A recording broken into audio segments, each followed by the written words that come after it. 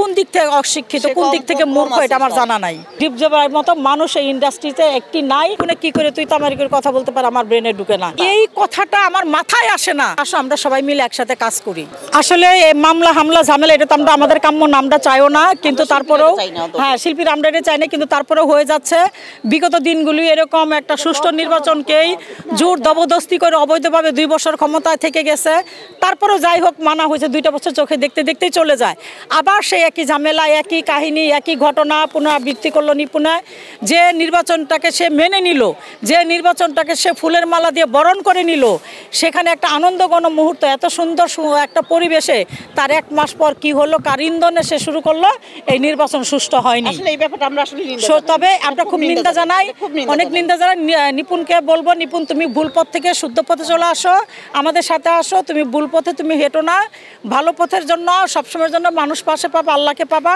তুমি ওই ভুল পথ থেকে সবাইকে পাবা। তুমি ভালো আমাদের সাথে চলে আসো, কমিটির সাথে চলে আসো, তোমার ভুলটাকে তুমি সংশোধন করে নাও, আর এক কাঁধে কাঁধ মিলে একসাথে আসো, আমরা সবাই মিলে একসাথে কাজ করি। আসলে কি মূর্খ তো হলো কে না, যেমন মূর্খ কাকে বলে ঠিক আমি জানি না। ডিপজল ভাই নিপুণ তো অনেক শিক্ষিত, তার কাগজ কলমে বিদ্যালয়ে অনেক শিক্ষিত, একটা শিক্ষিত মেয়ে, একটা শিক্ষিত মানুষ অন্য একজন মানুষকে মূর্খ কি করে বলে সেটা আমার জানা নাই। আর ডিপজল ভাই কোন দিক থেকে মূর্খ? তার সামাজিকতা, তার সম্মান, তার দানবীরে, তার কলিজা, তার আচরণে, তার বংশমর্যাদা, তার ব্যাকগ্রাউন্ডে কোন দিক থেকে অশিক্ষিত, কোন দিক থেকে মূর্খ, এটা আমার জানা নাই। এটা জানা নাই। হ্যাঁ, অনেক কথা বলা হয়েছে। হ্যাঁ, তুই তামারি করে অ্যাকচুয়ালি, হ্যাঁ তুই তামারি করে, এটা ওর তো আদৌ উচিত হয়নি। তুই তামারি করে মানে এই কথাটা আমার মাথায় আসে না। ও কি করে বলতে পারলো ডিপজল ভাইকে,